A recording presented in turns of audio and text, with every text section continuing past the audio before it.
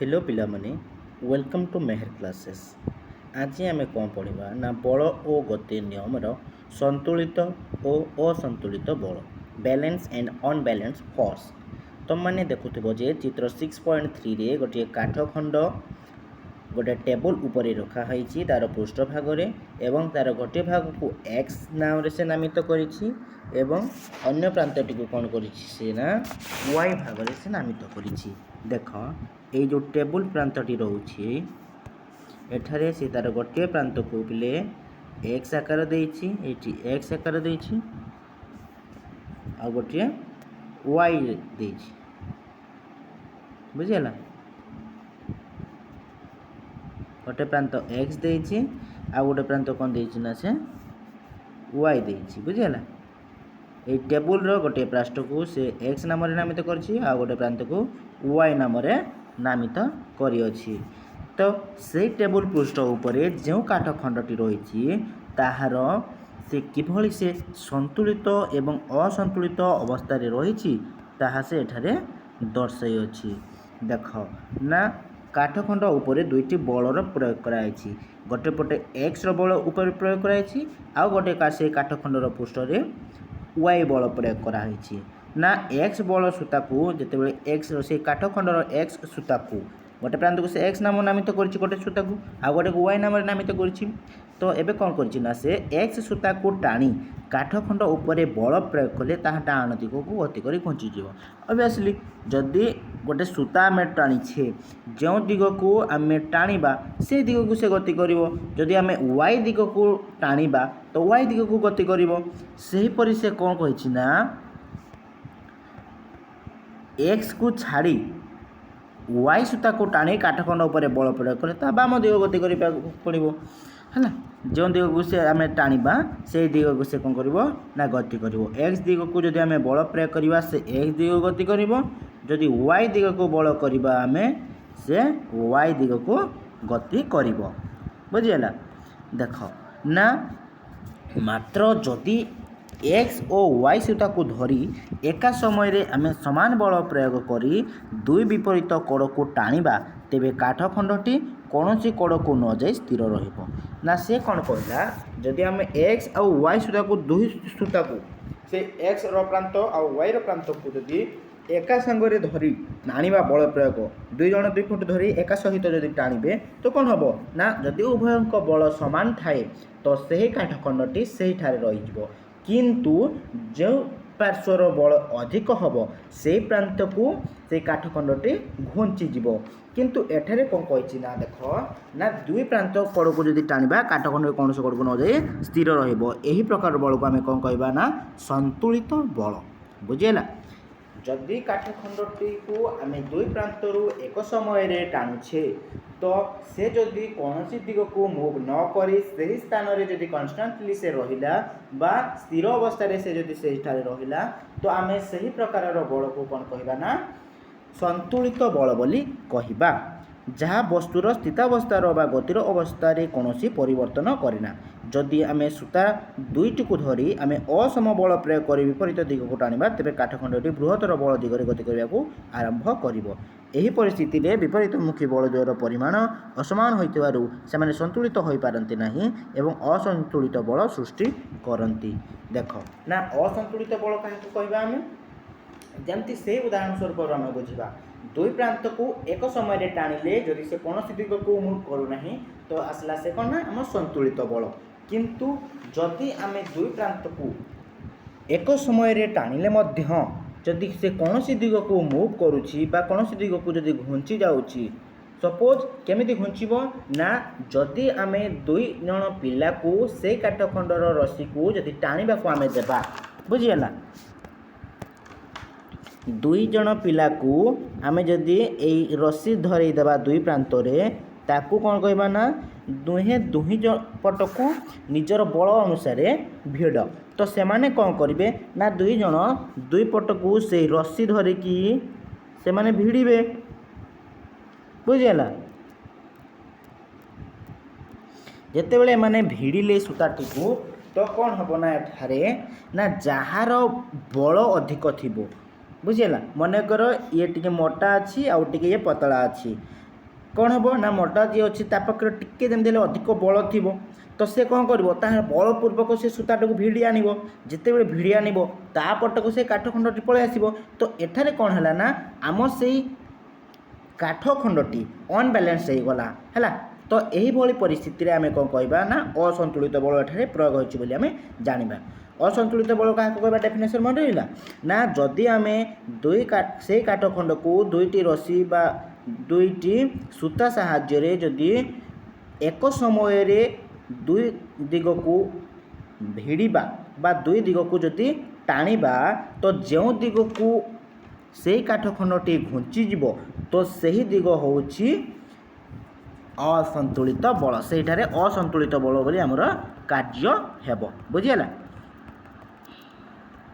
देख आउ कौन कहला ना एथिरु आमे जानिलु जे एक असंतुलित बाह्य बल वस्तु पर कार्य कले जी वस्तु गतिशील हुए ना जेते बेले सही असंतुलित बलटी ए बाह्य वस्तु पर कार्य करे तापर जे आमे जानिबा जे एटा होची असंतुलित बल बा से वस्तुटी जेते बेले गतिशील होई सारिला परे जाई आमे जानि पारिबा जदि सेठारे से वस्तुटी रही जिवो जदि कोनोसी दिग को से गति करिवो नाही तो आमे केमि जानिबा जे से असंतुलित बल ना गतिशील बल ना हमर संतुलित बल बोली बुझीगला देख तापर कौन कही ना चित्र 6.4 रे पिला माने गोटे बाक्स को एक बंधुर चट्टाण उपरे ठेलिबा को चेष्टा करुछंती से माने अल्प बल प्रयोग करी बाक्स को ठेलिले बाक्सटी घुंचीब नाही कारण बाक्सर निम्न पृष्ठ और चट्टाण मध्य एक घर्षण बल ठेला बलर विपरीत दिगरे कार्य करे दुईटी पृष्ठ लागी करी रहिथिले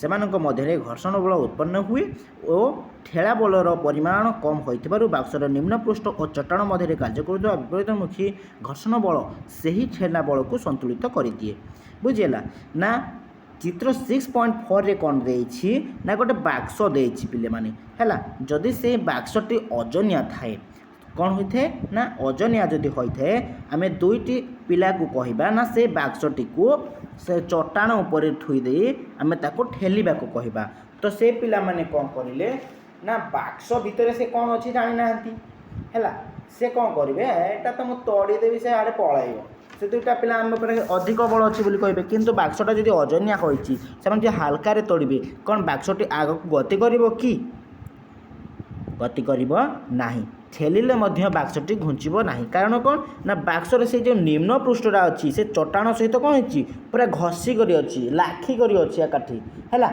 तो से जो लाखिक अच्छी तार चट्टाणटा तार पृष्ठभाग से मध्य कौन अच्छी समांतराल अवस्था अच्छी जितेबाला से समांतराल अवस्था अच्छी से कौन गोटे बल प्रयोग होते ना घर्षण बल से प्रयोग हुए से आम ठेलिले केमती जीव से घसी होइकि से चट्टाण जीव ना से जो घर्षण बल प्रयोग है जो माने जो से पिला दुईटा जो हालकार तोड़िले तो से झिंब ना जदि भी जोर तोड़िले जदि से परिमाण बल न थाए से घुंची पारे कि घुंची पारे ना तो आउ कौन कही ना ठेला बलर परिमाण कम हो बाक्सर निम्न पृष्ठ चट्टाण मध्य कार्य करुवा विपरीतमुखी घर्षण बल से ठेला बल को संतुलित कर दिए जो बाक्सटी अच्छी से कौन अच्छी से गोटे बल प्रयोग कर जिते मैंने घर्षण करेंगे से चट्टाण उपर जिते मैंने ठेलिबे से जो घर्षण बल प्रयोग होती से बाक्स उपर जिते मैंने ठेलिबे घर्षण बल देकी जीव तो सेठारे कौन हुए ना गोटे बल प्रयोग हुए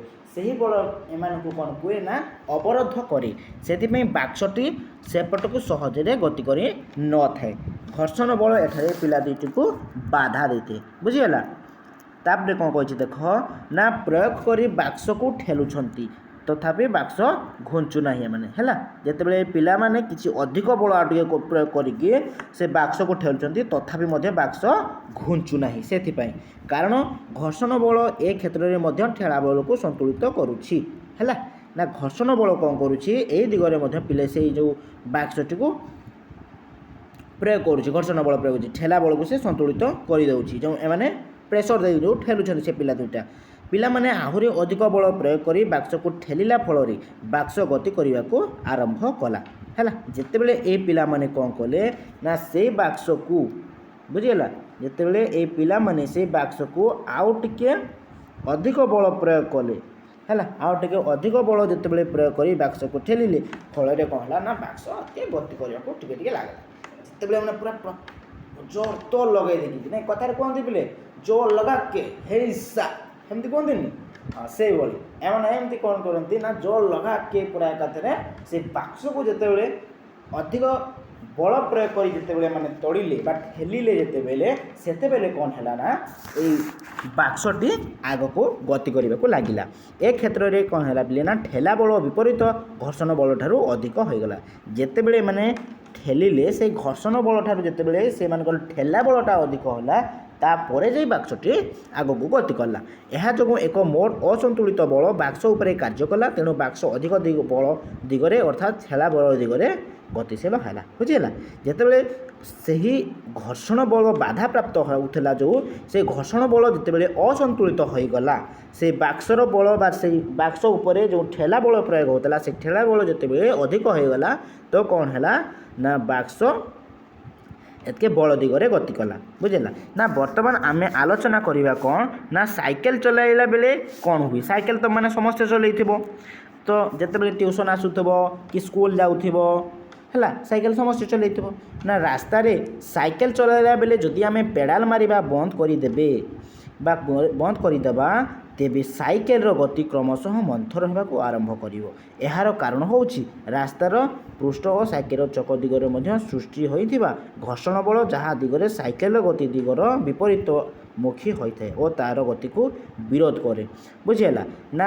ସେ କ'ଣ କହିଲା ଦେଖ ପିଲାମାନେ ଆମେମାନେ ସମସ୍ତେ ଯେତେବେଳେ ସାଇକେଲ ଚଲାଏ ଗୋଟେ ଗୋଟେ ପିଲା କ'ଣ କରନ୍ତି ନା ମାଡ଼ିଦେବେ ସେ ପେଡ଼ାଲକୁ ବହୁତ ସ୍ପିଡ଼ରେ ମାଡ଼ିଦେବେ ତାପରେ ହାତ ଛାଡ଼ି ଦିଅନ୍ତି ପୁରା ଚଲାନ୍ତି। ସେମିତି ଭୁଲ କେବେ କରିବନି ପିଲେ ସେଇଟା ଭଲ ନୁହେଁ। କାହିଁକିନା ଆମେ ଯେତେ ଅଧିକ ପ୍ରେସର ଦେଇ ସାଇକେଲଟିକୁ ଗତି କରିଦେଇଥିବା ଯଦି ଆମେ ହାତ ଛାଡ଼ି ଦେଇକି ଚଲାଇଦେବା ସପୋଜ ରାସ୍ତାରେ ଯାଉଛି ଗୋଟେ ଗାଡ଼ି ଆସିଲା ତ ଆଉ ସେଠାରେ ଆମର ବାଲାନ୍ସ ହିଁ ରହିବ ନାହିଁ। ସେ ସାଇକେଲଟି ଅନବାଲାନ୍ସ ହେଇଯିବ ଫଳରେ ଆକ୍ସିଡେଣ୍ଟ ହେବାର ବହୁତ ସମ୍ଭାବନା ଥାଏ।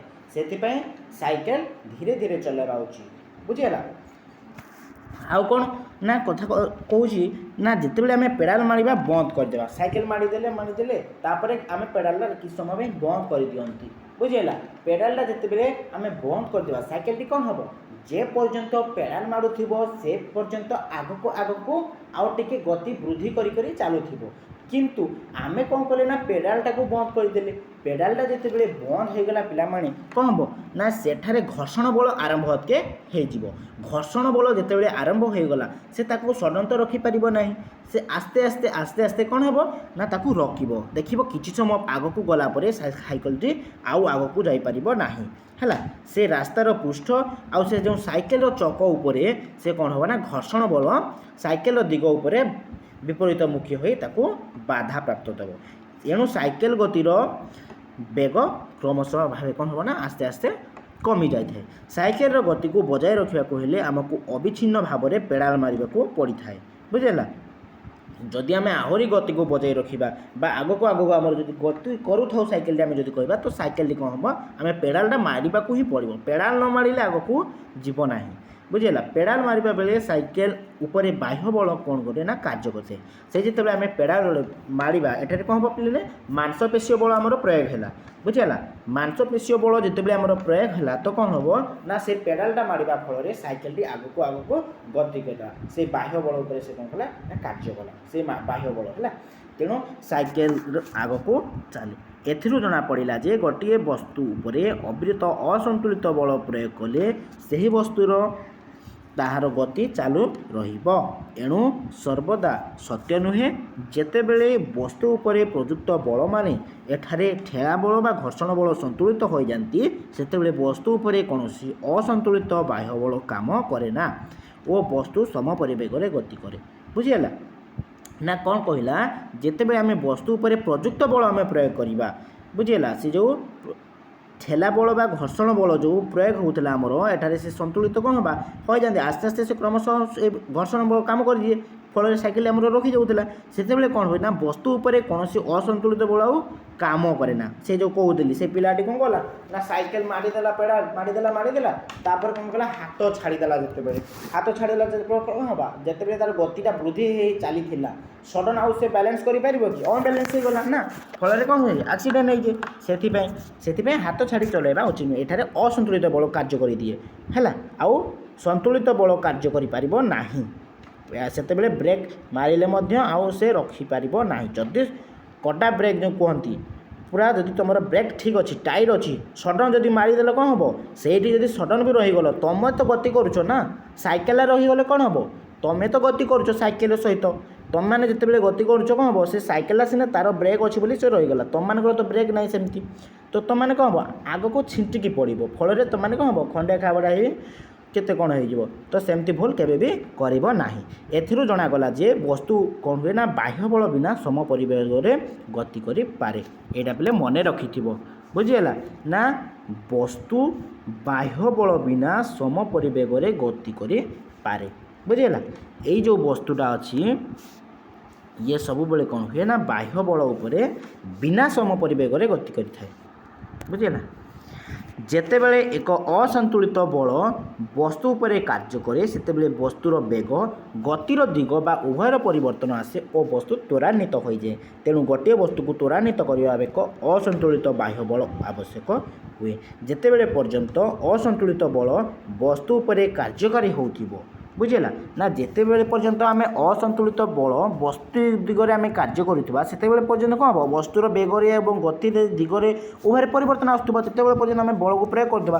से आग आग गति कर चलुवा फल से कौन अच्छी संतुलित होना असंतुलित होगी तेणु वस्तु त्वरान्वित हो जाए आग आग गति करता है असंतुलित बल बाह्य बल से कौन हुए आवश्यक हुए से बस्तु आगक होता है जिते पर्यंत से असंतुलित बल वस्तु पर आम कार्य होता से पर्यंत वस्तुर बेगरे बा तार गतिर दिगरे बा उभय कौन होता है परिवर्तन आसते जे परिवर्तन बोले बुझे से आग आग गति करते मात्र जितेबले असंतुलित बल अपसारित होते वस्तु को जेतिकी परिवेग हासिल कर परिवेग गति कर चल बुझेगा ना तुम मैंने गोटे कौन ये कौन कही आ गए सिंपल उदाहरण देती बुझ ना गोटे खसाणी रास्ता अच्छी बुझेगा खसाणी रास्ता अच्छी सेठारे कौन थाए ना पेडाल मारे को आमको पड़ न था सेठारे कौन करिया आमे ना साइकेल टी आम बिना पेडाल मारे से कौन हम सेठारे ना असंतुलित हो अपसारित हो फल कौन हम ना वस्तु परिवेग गति करिवो सेठारे जो दिगरे से साइकेल टी आमर जाउथिबो बा जो असंतुलित बल सेठारे कार्यकारी होउछि से आउ सेठारे रहिबो नाही बैलेंस ही रहि परिबो नाही से असंतुलित दिग होई जिवो असंतुलित बल सेठारे होई से कौन हम ना वस्तुटी आगक गति कर चलो तेणु बाह्य बल बिना मध्य वस्तु गति कर बिना बाह्य बल पिले वस्तुटी आमर गति कर बिना बाह्य बल बोले कौन जदि साइकेल आम सेमती छाड़ीदेबा साइकेल कौन जीव कि समय जीव से रही पुणी किंतु आमे जदि सेठारे पेडालिंग जो करुचे आमे जदि हैंडलटा ठीक से धरीचे तो कौन हम साइकेल टी आगक आगक जिते बाट पर्यंत से खसाणी थी सेते बाट पर्यंत साइकेल गति कर चलुव बुझेगा तो एठारे बाह्य बल बिना आम वस्तु को गति कर ना सेठारे कौन हम असंतुलित हो रही जाइथिबो बुझेगा यही गति हूँ समगति पिले एठारे कौन हुए ना समगति कौन जेहेतु से सम परिमाण रे जाई थाए बा समान गोटे दिगरे से जाई थाए सरल रेखिक तो एठारे से कौन होते ना समगति हो चली थाए बुझेगा देख गालिलियो और गालिलेई इटाली देशर पिसा सहर रे ये होचंदी हमर जो वैज्ञानिक गालिलियो गालिलेई इटाली देशर ये पिसा सहर रे केते मसिया रे ना 1566 मसिया रे फेब्रुआरी मास 15 तारिख दिन ये जन्म ग्रहण करते पिलादिनु अंक और प्राकृतिक दर्शन शास्त्र में अधिक जानापी मन में बहुत आग्रह थिला मात्र तांको पिता किए थिले ना विन्सेंजो बुझीगला पिले तांको पिता नाम थिले विन्सेंजो गालिलेई तांको पुओ डाक्तर हेबो बोली से चाहिथिले से कारण गालिलियो ପିସା ବିଶ୍ୱବିଦ୍ୟାଳୟରେ ଡାକ୍ତରୀ ପାଠ ପଢ଼ିବା ପାଇଁ 1581 ମସିହାରେ ନାମ ଲେଖାଇ ଦେଇଥିଲେ। ସେ ମାତ୍ର ସେ ଡାକ୍ତରୀ ଶିକ୍ଷା ସମ୍ପୂର୍ଣ୍ଣ କରିନଥିଲେ କାରଣ ଅଙ୍କ ପଢ଼ିବାରେ ତାଙ୍କର ପ୍ରକୃତ ଆଗ୍ରହ ଥିଲା। ତାଙ୍କୁ ଅଙ୍କଟା ବହୁତ ପିଲେ ଇଣ୍ଟରେଷ୍ଟ ଲାଗୁଥିଲା। କିନ୍ତୁ ତମମାନଙ୍କୁ କ'ଣ କହିବା ନା ଅଙ୍କ କର କହିଲେ ସାର୍ ଆମକୁ ଅଙ୍କ ଆସୁନି ଆମେ କେମିତି କରିବୁ, ଏମିତି ସବୁ ବହୁତ ପିଲା ଥାଆନ୍ତି। ଆରେ କଷ୍ଟ କଲେ କୃଷ୍ଣ ମିଳେ। ସେଥିପାଇଁ ତମମାନେ ବି ମଧ୍ୟ ଯଦି ଅଙ୍କ କରିବ ବାରମ୍ବାର ଯଦି କରୁଥିବ ତ ଏମିତି କୌଣସି କାର୍ଯ୍ୟ ନାହିଁ ଯାହାକି ଅସମ୍ଭବ ହେବ। ସବୁ ପିଲେ ସମ୍ଭବ ହୋଇଯାଇଥାଏ। ଅସମ୍ଭବ କାର୍ଯ୍ୟ ମଣିଷ ପାଖରେ ହିଁ ସମ୍ଭବ ହୋଇଥାଏ। ବୁଝିହେଲା। ମାତ୍ର ସେ ଡାକ୍ତରୀ ଶିକ୍ଷା ସମ୍ପୂର୍ଣ୍ଣ କରିନଥିଲେ କାରଣ ଅଙ୍କ ପଢ଼ିବାରେ ତାଙ୍କୁ ଯେହେତୁ ପ୍ରକୃତ ଆଗ୍ରହ ଥିଲା। ଯଦି କ'ଣ ହେଲା ନା ତାଙ୍କର ପିଲେ ଅଙ୍କ ଉପରେ ଆଗ୍ରହ ଥିଲା, ତାଙ୍କୁ କ'ଣ କରାଯାଉଥିଲା ଫୋର୍ସ କରାଯାଉଥିଲା। ତାଙ୍କ ବାପା ମାନେ ତାଙ୍କୁ ଫୋର୍ସ କରୁଥିଲେ ନା ତୁ ଡାକ୍ତରୀ କର, କିନ୍ତୁ ତାଙ୍କର ଇଣ୍ଟରେଷ୍ଟ ନଥିଲା କି ସେମାନେ ଡାକ୍ତରୀ କରିବା ପାଇଁ, ତାଙ୍କ ଅଙ୍କ ଉପରେ ବହୁତ ଆଗ୍ରହ ଥିଲା। ତ ସେଥିପାଇଁ ସେ କ'ଣ କରୁଥିଲେ ନା ତାଙ୍କୁ 1586 ମସିହାରେ ସେ ତାଙ୍କର ପ୍ରଥମ ବିଜ୍ଞାନ ବହି ଲେଖିଦେଲେ ଯାହାର ନାମ ଥିଲା ନା କ୍ଷୁଦ୍ର ସନ୍ତୁଳନ। ସେ 1586 ମସିହାରେ କ'ଣ କଲେ ନା ଗୋଟେ ବିଜ୍ଞାନ ବହି ଲେଖିଲେ ଯାହାର ନାମ ଥିଲା କ୍ଷୁଦ୍ର ସନ୍ତୁଳନ ଲିଟିଲ୍ ବ୍ୟାଲେନ୍ସ। ଏହି ବହିରେ ସେ ଆର୍କିମେଡ଼ିସ୍ ପଦ୍ଧତିରେ ଏକ କମ୍ପାନୀ ନିକିତି ବ୍ୟବହାର କରି ବସ୍ତୁମାନଙ୍କର ବିଶିଷ୍ଟ ଗୁରୁତ୍ୱ ଉପରେ ନିର୍ଣ୍ଣୟ କରାଯାଇପାରିବ ସେ ବିଷୟରେ ସେ ବର୍ଣ୍ଣନା କରିଥିଲେ। ବୁଝିଲା। ସେ ଆର୍କିମେଡ଼ିସ୍ଙ୍କ ଯେଉଁ ପଦ୍ଧତି ଥାଏ, ଯେଉଁ ଆର୍କିମେଡ଼ିସ୍ଙ୍କ ଉପସ୍ଥାପନା ଗୁଡ଼ିକ ସେ କ'ଣ କଲେ ନା ସେଇ ବସ୍ତୁମାନଙ୍କ ଉପରେ ବିଶିଷ୍ଟ ଗୁରୁତ୍ୱ କିପରି ନିର୍ଣ୍ଣୟ କରାଯାଏ, ତାଙ୍କୁ କିଭଳି ଭାବରେ ସେ ବ୍ୟବହାର କରାଯାଉଛି ବା ତାଙ୍କର ନିର୍ଣ୍ଣୟ କିଭଳି ହେଉଛି ସେ କ'ଣ କରୁଥିଲେ ନା ଗୋଟେ ନିକିତି ବ୍ୟବହାର କରି ସେ ବସ୍ତୁମାନଙ୍କର ଗୁରୁତ୍ୱ ଉପରେ ସେ ନିର୍ଣ୍ଣୟ ପ୍ରଦାନ କରିଥିଲେ। ସେଇଟା ଆମେ ଆଗକୁ ପଢ଼ିବା। ତାଙ୍କର ଗୋଟେ ଅଛି ଦେଖିବ ବୋଲେ ମ୍ୟାଥ୍ ଟାଇପ୍ର ଗୋଟେ ଅଙ୍କ। ବୁଝିହେଲା। ଦେଖ 1589 ମସିହାରେ ସେ ଆନତ ପୃଷ୍ଠରେ ଖସୁଥିବା ବସ୍ତୁମାନଙ୍କର ସମ୍ପର୍କରେ ଅନେକ ଉପାଦେୟ ମୌଳିକ ଲେଖା ଲେଖିଥିଲେ ଯାହାକୁ ପଢ଼ି ପରବର୍ତ୍ତୀ ସମୟରେ ନ୍ୟୁଟନ ତାଙ୍କ ଗତି ନିୟମ ତତ୍ତ୍ୱ ଉପସ୍ଥାପନା କରିପାରିଥିଲେ। ବୁଝିହେଲା। ନ୍ୟୁଟନ କିଏ ଜାଣିଛ ତ? କିଏ ନ୍ୟୁଟନ?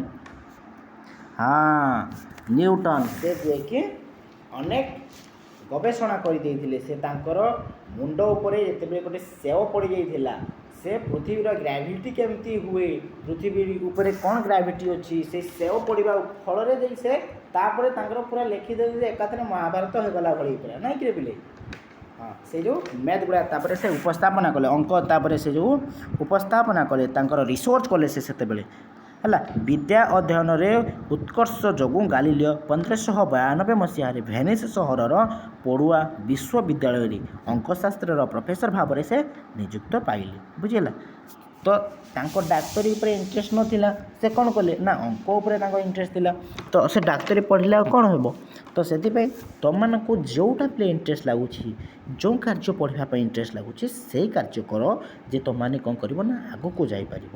ଯେଉଁଟା ତୁମକୁ ଭଲ ଲାଗୁନାହିଁ, ଯେଉଁଟା ଆସୁନାହିଁ, କିନ୍ତୁ ସେ କାର୍ଯ୍ୟ ଯଦି ଆମେ କରିବା ତ ଆମକୁ ଆଗକୁ ବଢ଼ିବାରେ ବାଧା ପ୍ରାପ୍ତି ଦେଇଥାଏ। ବୁଝିହେଲା। ଯେମିତି ନା ଏବେ ତୁମମାନେ ପଢ଼ିବା କଥା, ଏଇଟା ତା ବୋଲି ତୁମେ ପଢ଼ିବ ନାହିଁ ସେଇଟା ନାହିଁ, ପଢ଼ିବ କିନ୍ତୁ ଏମିତି କିଛି ସ୍କିଲ୍ ତୁମମାନଙ୍କ ପାଖରେ ଏକ୍ସଟ୍ରା ରଖ ଯାହାକି ତୁମକୁ ଆଗକୁ ଆହୁରି ବଢ଼େଇ ପାରିବ।